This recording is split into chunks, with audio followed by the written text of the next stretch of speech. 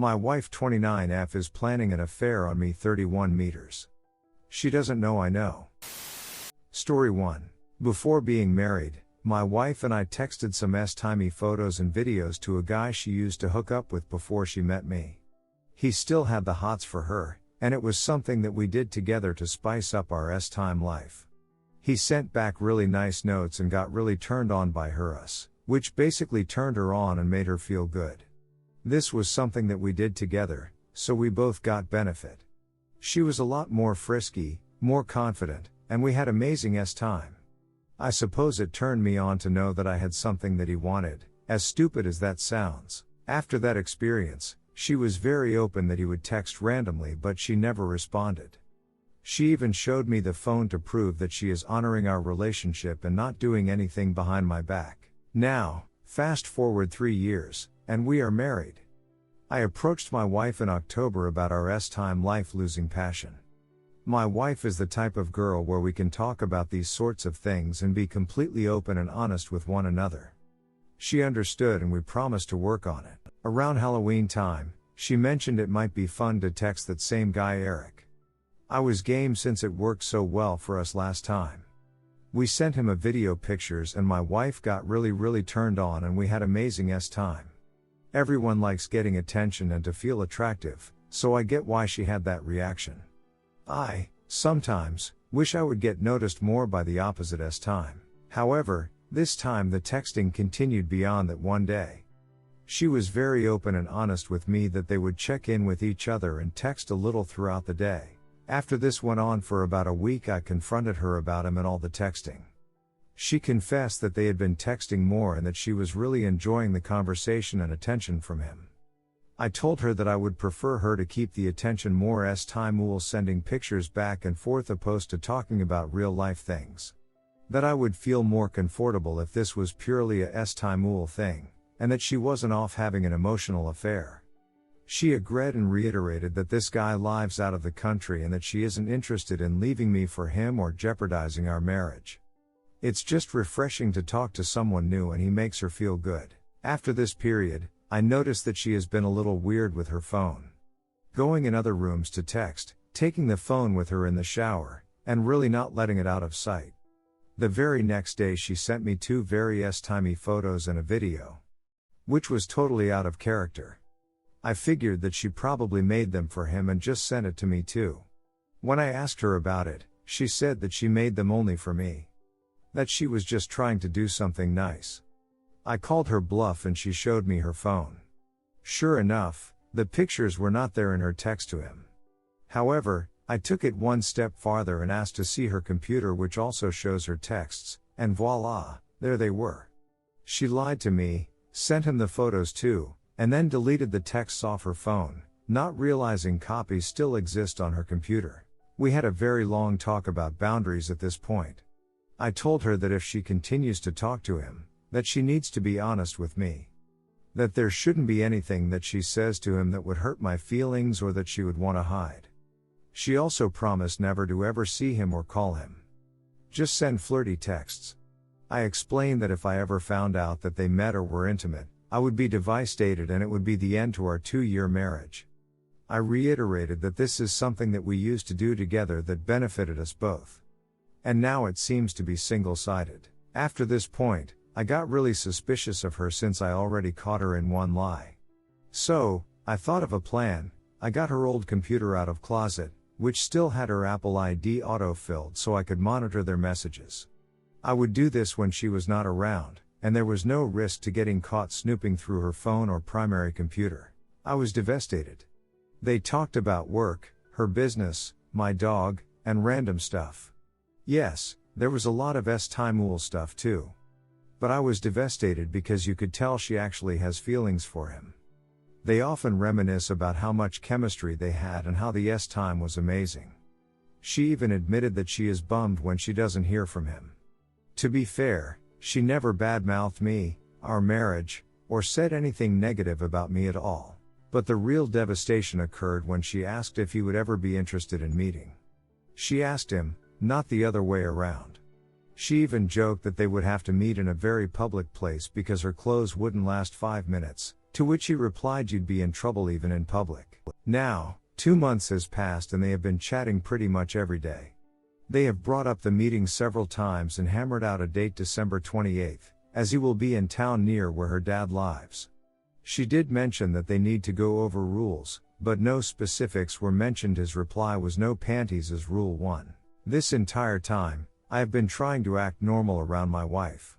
Even though I am really hurting on the inside, I am doing my best to keep cool. I even make snide remarks like maybe you should go text your BF and stuff like that. We even had a conversation that I worry that she thinks about him more than me. And that when we are intimate, that she is thinking of him. She said I was acting crazy and that isn't the case at all. That I'd turn her on and that they don't really text much anymore, which is a lie because I read them all and know that they text almost every day. Now that their Rendevous is approaching, I don't know what to do. She has already told me that she plans to take time off work after Christmas. When I pressed the issue, she said that she just wants to spend time with me and have a staycation. I am guessing that she will lie on the 27th or 28th and say that her dad is sick and that she wants to go check on him or something like that. I feel like I need to know the truth. Is she going to meet with him, even though it would violate the boundary we set? Do I hire a PI to investigate and document the encounter? Do I just monitor their texts and see if any exchanges indicate intimacy? If I confront her now, I feel like the truth would haunt me forever. I feel like I have to know if she is a cheater. We have no kids, however we do each own our separate and unrelated businesses. I make much more than her and I have another house in my name from before I met. I don't know if I want to walk away or make it work. I don't think I can forgive her for having a premeditated affair and violating terms we specifically outlined. What if they aren't an it mate and they kept things innocent? Should I still feel violated? TL. Doctor, wife is texting timiding a guy far away because he makes her feel good and timey. She promised it's just flirty texts and that she doesn't want to see him or be with him. I snooped and found that they have a Rendevous set later this month. What do I do? Redditors' reactions. Redditor 1, what's with you people? If I knew my wife was about to pull this essay, I'd be telling her about it. There's no way I'd be able to act cool like this. You know damn well she's already planning to cheat. What are you waiting for? His DCK to be inside her? Sit her down and just let her know you know everything. No bullshit.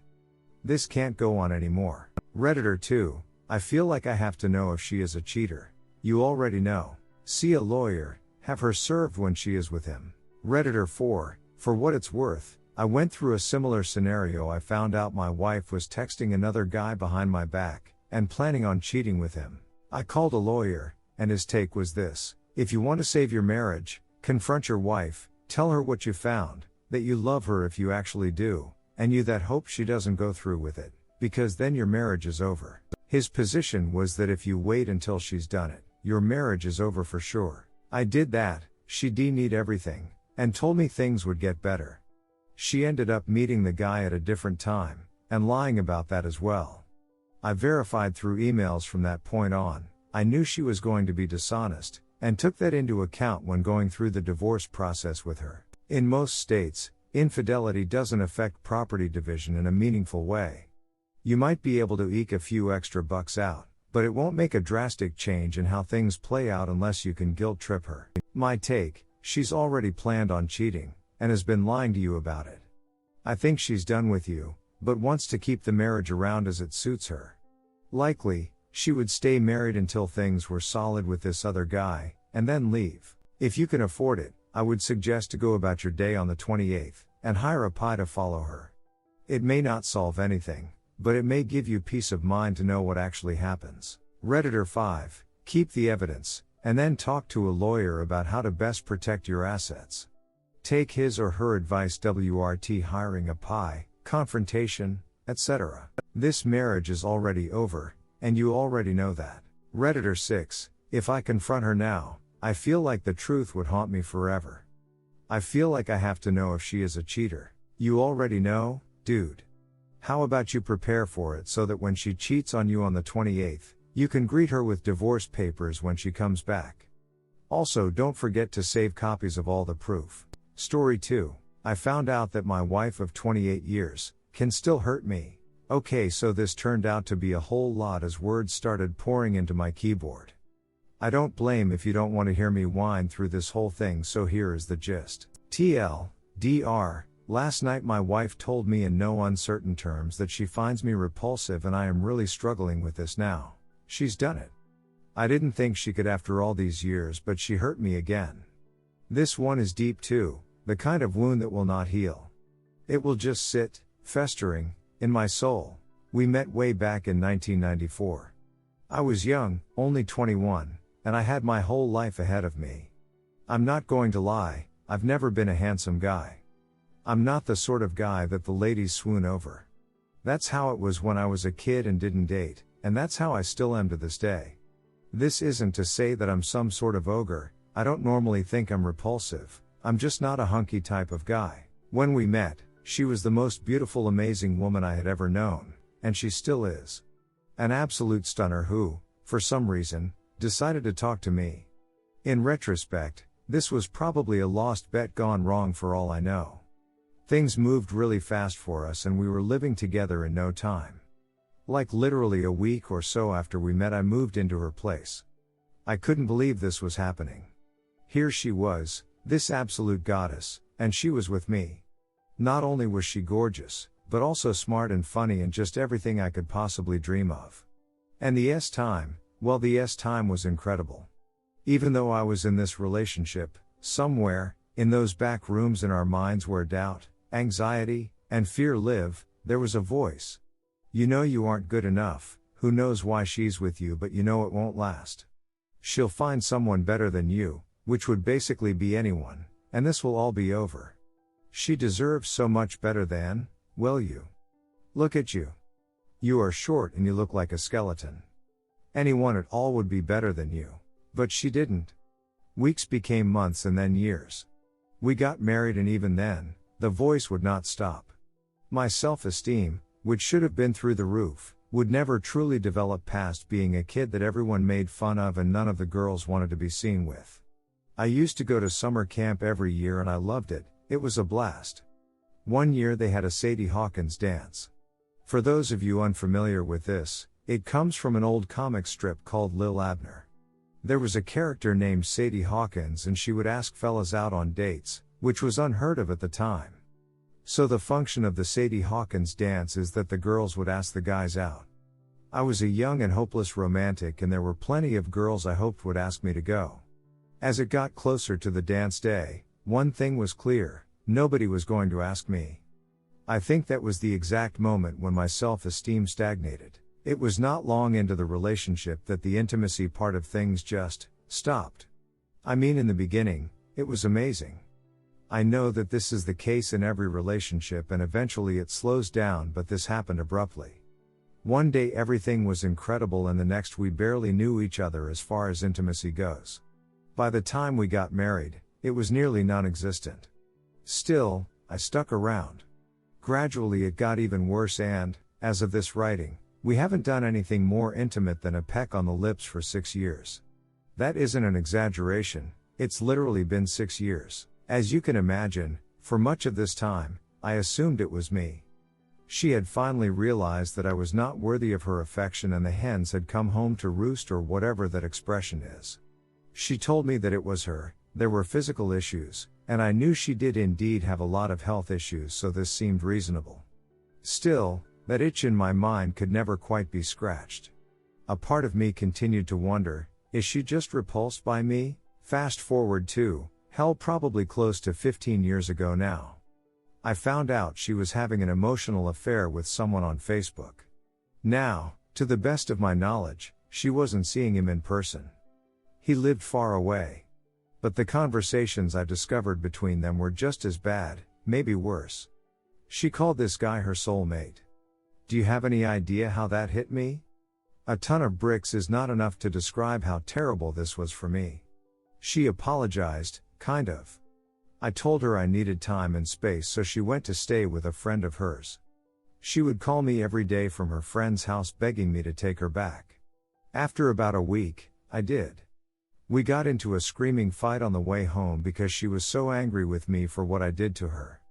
Having her go stay with her friend was a terrible thing to do, I guess. We got home and that was it. The brief apology phase was over. I would ask her over and over, just tell me why. I never got an answer. Eventually, we got into a fight over this again and her true feelings came out. It was my fault that she started talking to this guy like that. You see, at the time I had 2 jobs and worked close to 80 hours a week. I didn't do this because I wanted to, I did it because in our entire relationship she has refused to work or do anything to help us financially. While we don't have kids together, her son, who was 4 when we met, is my son as far as I'm concerned. It's hard to take care of a wife and kid with only one person working, but she didn't care. According to her, it's the man's job to make the money and take care of the family. So I worked 2 full-time jobs, and sometimes a 3rd part-time job, just to try to keep things together. Because I was always at work, she felt neglected and lonely. So she turned to this guy for the attention she felt she was starved for. That's right, in her eyes, her affair was all my fault. I constantly tell her how beautiful and amazing she is. I tell her I love her 100 times a day if I tell her once. It wasn't good enough.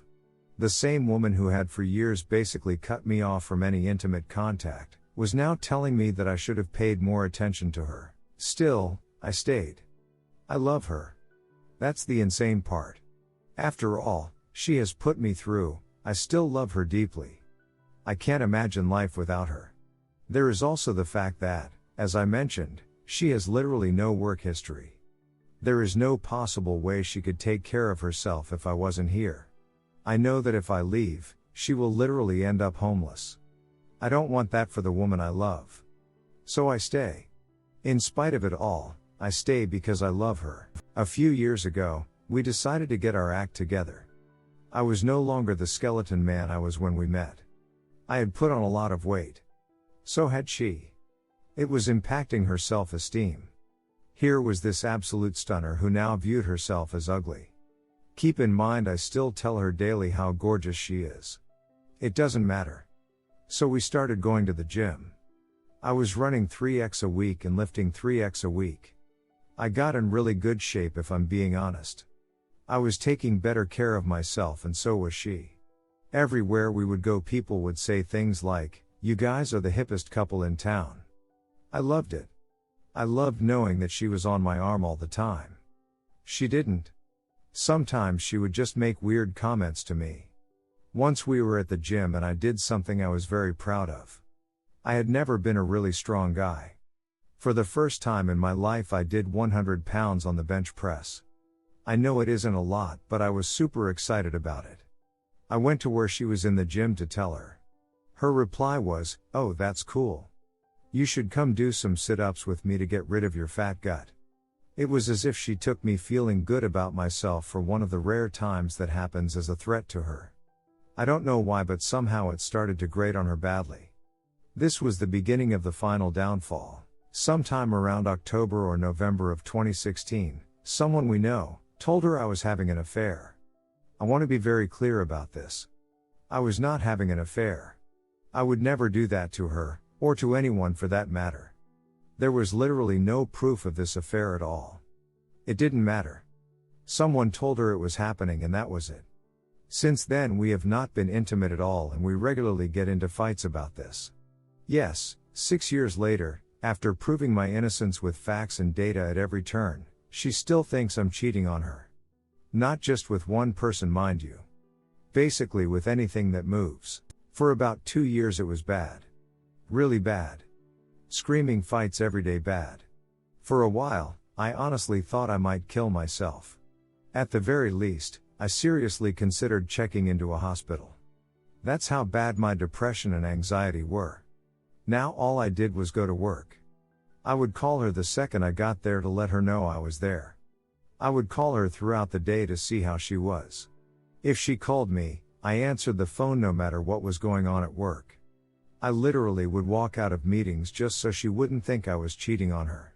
When it was time to drive home, I would pull up Google Maps, call her and let her know how long it should take, and then I would be home at that time. None of it mattered. She still believed I was cheating. I stopped going to the gym. I stopped running. Hell, I stopped getting regular haircuts. I wasn't showering regularly. A lot of this is due to depression. Some of it was because, in my head, I thought if I showed her that I didn't care how I looked anymore, she would stop thinking I was cheating on her. I have now ballooned up to about 220 pounds. When we met, I weighed 125 pounds. I have nearly doubled in size. All due to a combination of depression and just wanting her to think that nobody would be interested in me. I desperately hoped this would end the constant accusations of my infidelity. It didn't. She would say things like she didn't care that I was having an affair. I told her that I cared. That her thinking I'm that kind of person hurts me deeply. That I am very proud of the fact that we have been together for so long and that I am ever faithful to her. It didn't matter. She continued to believe that I was a cheater and there was literally nothing I could do about it. My depression is worse than it ever has been. Last night, for no reason that I can think of, she started acting weird again.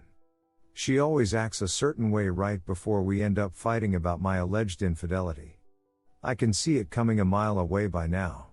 Sure enough, I called her out on it and, as always, she starts in with the gaslighting. I don't know what you're talking about, you're acting crazy, I haven't done anything. These are all the usual statements she will make. We get into it. I said some things I wish I hadn't, I can admit that. I also apologized for those things. At one point in the fight she says to me, "Go duck yourself, nobody else ever would." That was it. The fight ended immediately. It took the wind right out of me. All my fears, insecurities, and just general anxious thoughts had just come pouring out of her mouth. I didn't care about the nobody part. I've made it very clear to her that I have no interest in ducking anyone else. I have even accepted that if I'm going to be with her, not having time is a part of that. And I honestly don't care. There are a million moving parts in a relationship, so if we don't have time, we don't. It would have been nice to be involved in that decision, but, at the end of the day, our relationship means more than time to me. So yes, it wasn't the nobody part that upset me. It was the fact that nobody includes her. The woman who I reassure on a daily basis that she is amazing and incredible and gorgeous. That woman has told me in no uncertain terms that she finds me hideous to be around. I told her that if she cares at all about how that makes me feel, then she should know that it makes me feel like I wish I was dead. She is the only thing that matters to me and, after all this, she has finally validated my worst fear. She thinks I'm disgusting. Her response was that she doesn't care. I went to bed, alone. I hate sleeping without her in bed with me. But there I was. Alone in the dark to wrestle with my worst fear coming to light. As I've always known, I am not good enough for her. The worst part about it is, nothing will ever change. I won't leave her for the reasons mentioned before and she knows it. So this is my life now. Just a walking ATM that is only here to pay the bills. It's now like having a roommate that doesn't offer to help financially in any way. I don't know where to go from here. If you're worried that I might do something stupid, don't be. I won't. I'm just trapped in this mental hell for I guess the rest of my life. I really didn't mean to ramble so much, but once I started putting the words out into reality, everything just sort of came out. If you made it this far, thanks for listening. I'm crying now, in tears from this cathartic exercise, I suppose. I hope it will get better. I know it will never get better.